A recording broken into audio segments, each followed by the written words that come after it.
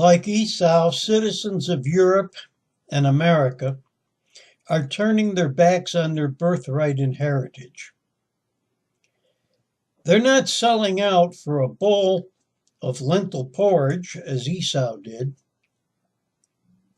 but to kiss up to political correctness and multiculturalism. Good evening. I'm Bishop Grigori, and welcome to the God's Word News Service Bishop's Report. In the mid-9th century, long before the start of the Crusades, Pope Leo IV ordered the building of massive walls to prevent Muslim invaders from entering Rome. Had it not been for Pope Leo's order, not only Rome, but perhaps most, if not all, of Europe would have been conquered and subjugated to the horrors of Islamic Sharia law. One would think that people in European and Western nations today would have retained the knowledge from the past in their memories. But alas, it seems that is not the case. Instead, ignorance and stupidity reigns supreme. Today, as we face global Islamic jihad, which is being waged on many fronts, many people across Europe and the Americas who should be fighting tooth and nail to protect their lives, freedoms, cultures, and traditions have instead chosen to bury their heads in the sand and deny that a very real threat even exists, despite the evidence all around them. Today, more than ever, to protect ourselves, our children, our freedoms, and our homelands calls for a strong sense of nationalism, patriotism, and strong, impenetrable walls to defend our borders. Moral, physical, and spiritual strength, along with common sense, are also required. Not political correctness, timidity, multiculturalism, toleration, and acceptance to all that stands in direct opposition to all that have been considered the hallmarks of civilized societies. Today's leader of the Roman Catholic Church, Pope Francis, appears to be an apostate to the Christian faith, as well as a man showing weakness and utter stupidity in the face of very real spiritual, physical, moral, and national danger, as he pushes for two related actions that outwardly have the appearance of being humane and Christian, but in reality compromises the security of all Western nations, exposing their citizens to extreme peril. Surprisingly, almost half the populations of Europe, the United States, and Canada agree with him. Pope Francis has frequently said, "I appeal not to create walls, but to build bridges." When he called for Western nations not to close their borders against more incoming Muslim immigrants, and when he characterized President Donald Trump's call to build a wall on the U.S.-Mexican border as being, quote, "not Christian," end of quote.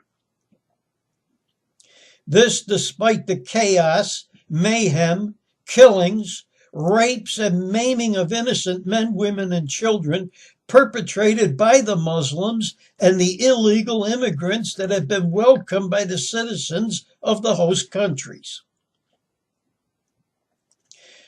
Pope Francis even went so far as to claim, quote, "Muslim terrorism does not exist," end of quote. In the Pope's warped way of thinking, he believes that because some Christians who engage in criminal and violent activities nobody blames Christianity for their behavior. Therefore, we should not blame Islam when Muslims engage in criminal and violent activities, even though the Quran teaches that all true Muslims must kill, torture, or enslave infidels, non-believers. The Quran also teaches Muslims that they are permitted to lie to non-Muslims if it will further the goals of Islam. And wife beating, honor killings, and other horrific acts are also permitted under the teachings of Islam.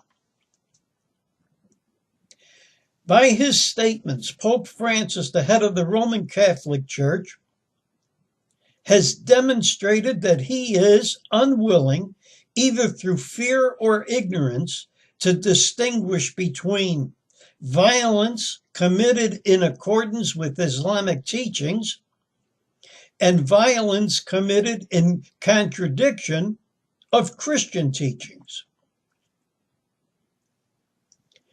Now, there is another danger taking place here in the U.S. and in many European countries that is being either downplayed, ignored, or underreported by the mainstream media, and that is the fact that Muslim immigrants and Muslim organizations are targeting U.S. churches by using interfaith organizations to carry out pre-op surveillance. There are two reports, one from the FBI and the other from local police investigations, that contain information garnered from Christian pastors and other eyewitnesses in several states, which confirm that there is an alarming rise in serious threats to not only Christian but Jewish places of worship coming from Muslim jihadists right here in the U.S. Now, this information came to light following the brutal beheading of an elderly priest during Mass in a church located in Normandy, France, in July of 2016, and the bombing of St. Peter and St. Paul Chapel, a part of St. Mark's Coptic Church in Cairo, Egypt.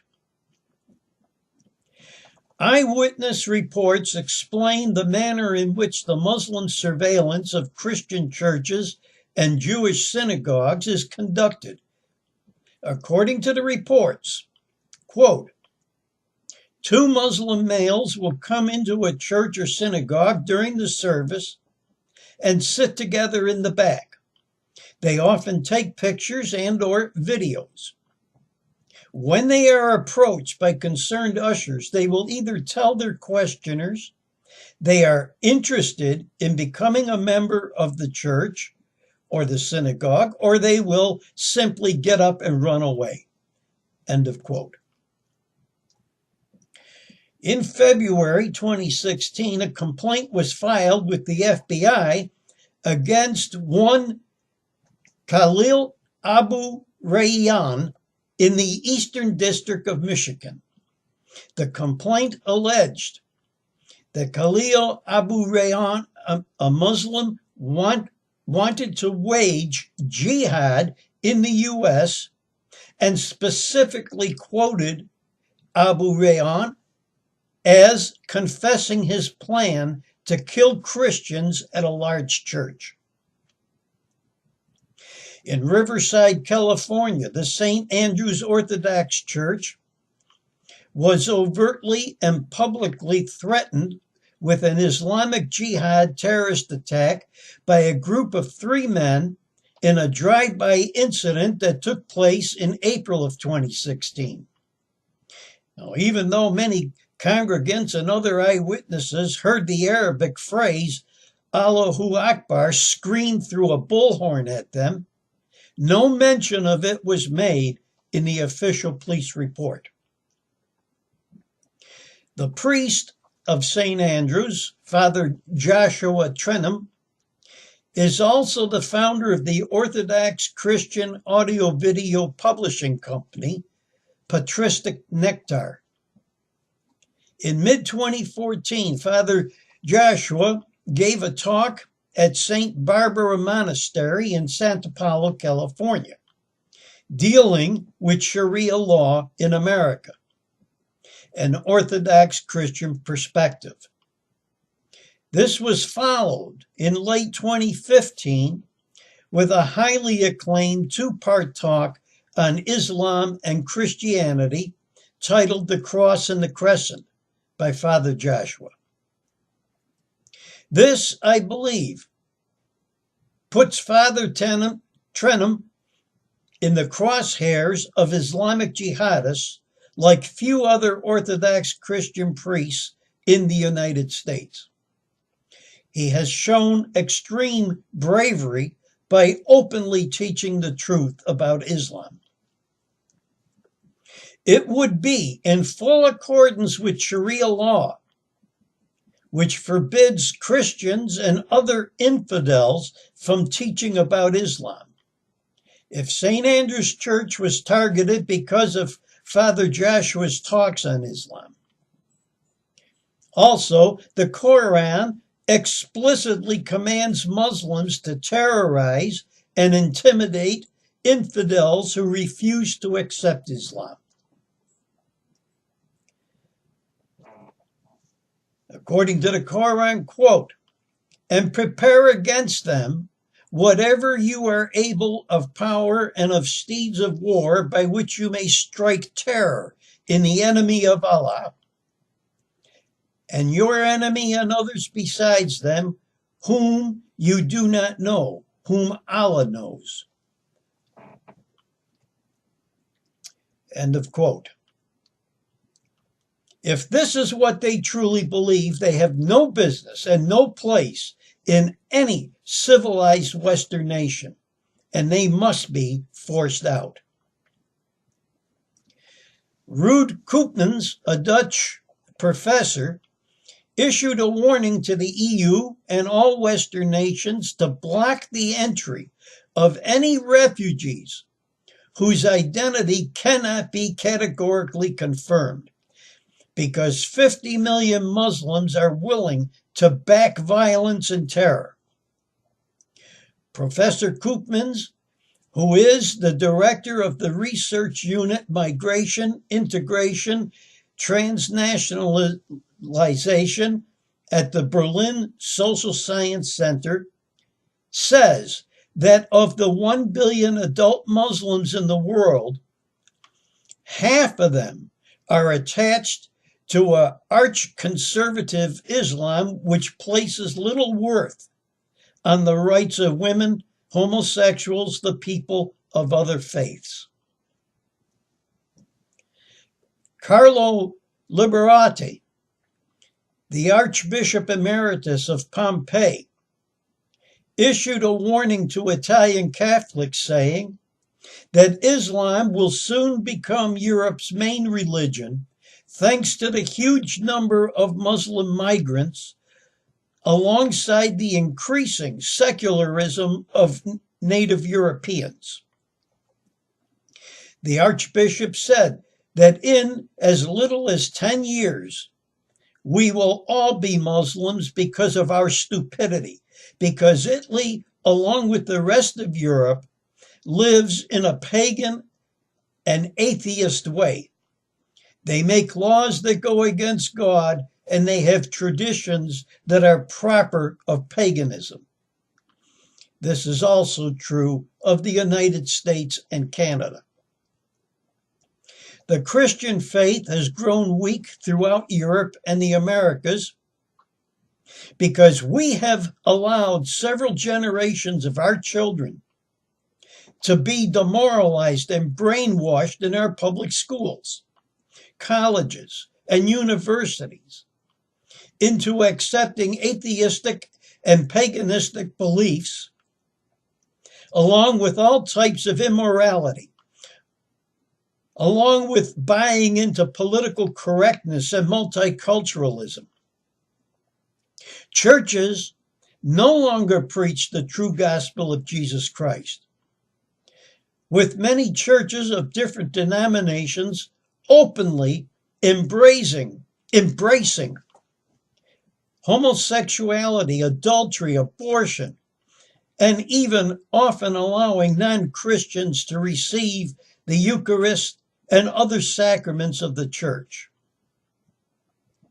What the world needs now more than ever is a real reformation, real repentance, a true return to a Christian life, because all of this moral, spiritual, and religious degradation plays right into the hands of Islam. And to make matters worse, as the Muslims produce more and more offspring, we slaughter ours. Muslims have an innate urge and will to conquer. The invasion of Europe by millions of so-called Muslim migrants is nothing more than a carefully plotted disruptive program that is being aided and financed by Islamic states across the Middle East, with one very specific goal: total Islamic conquest of the world. Many Muslim imams have proclaimed that they will conquer Europe and the West through breeding. There have been and are many reports about how the Muslim migrant influx is overwhelming the infrastructure and security of European countries and shredding the very fabric of European society that is just short of being apocalyptic in its magnitude. And it is slowly happening to the U.S. Even the UN itself reported that 75% of the migrants, the refugees, are young, fit males. Mark Stein stated, rather than being a demographics of a civilian population displaced by war, it is the demographics of an invading army. A refugee camp in France proves Stein's point, since out of the camp's population of 3,455, 2,861 are men, which is 82.8% of the population. At this rate, Europe, as we have known it since 1945, will no longer exist by 2020. In many cases, we can say with certainty that it no longer exists now.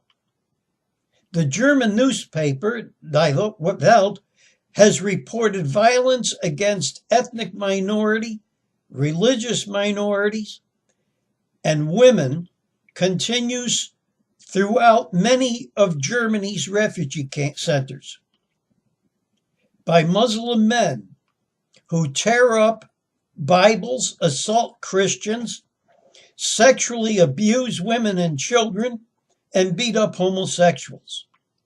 And this doesn't just happen in the refugee camps. Many female citizens of European countries are afraid to go out on the streets, especially after sunset, because they are often attacked and groped by groups of Muslim men roaming the streets. Many of the areas and neighborhoods where large numbers of Muslims have settled have become breeding grounds for extremism, and even young children, both boys and girls, are brutally raped by Muslim men and teenage boys. Germany has become a real hotbed of Islamic refugee violence and migrant-induced disparity over the course of the last several months. Under a totally asinine open doors policy spearheaded by leftist and globalist Angela Merkel, The German people are frustrated and fed up with their government's seeming unwillingness to install safeguards to protect them from the threat of unmitigated migration. Right from the get-go, stories of violence and sexual assaults is now migrant-dominated suburbs dominated the news in Germany.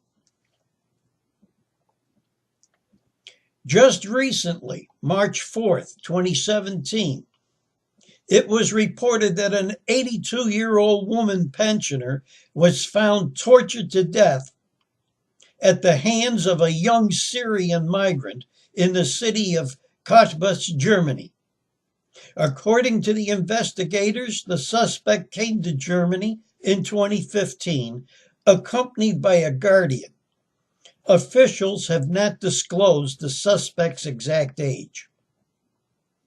And still, there are so many American citizens who are not only willing, but also demanding that the United States admits without restrictions thousands more Muslim refugees into the country. Yet, with all of this so-called Christian leaders, including the Pope, feminists, and gay rights activists here in the U.S., still excoriate as Islamic phobic and racist those who are against allowing these people into our country. And still, our own state governors, many in Congress and bleeding heart liberals, demand that we accept thousands of Muslims into our country.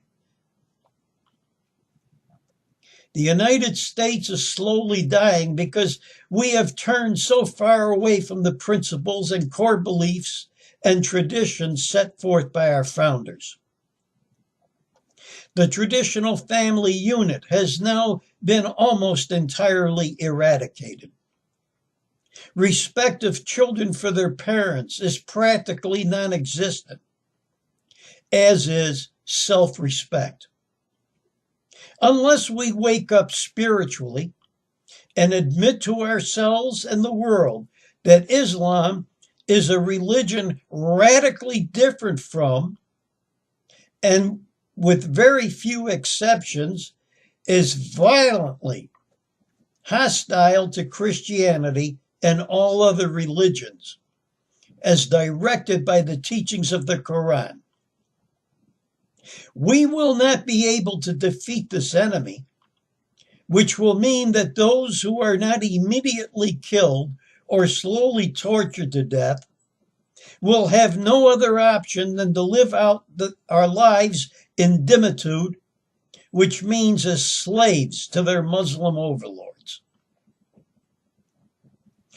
If our government leaders and leftist liberals continue to demand and allow ever more Muslims into the country, how much longer will it be before we end up like the Middle East, where Christians are being exterminated, beheaded, enslaved, and crucified?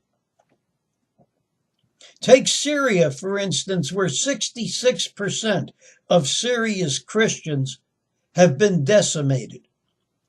Or Iraq, where 82% of Iraqi Christians have been destroyed or displaced. These numbers are staggering. And if Americans don't wake up, and soon, Christians and people of other faiths will suffer and die here as well. If the leader of the Roman Catholic Church will not stand up for the faith, then we in the Orthodox Church must pick up the mantle as defenders of the faith and lead our fellow Americans back to the true light of salvation through Jesus Christ. That is the only way we can have any hope of making America great again. Now, let me make this perfectly clear.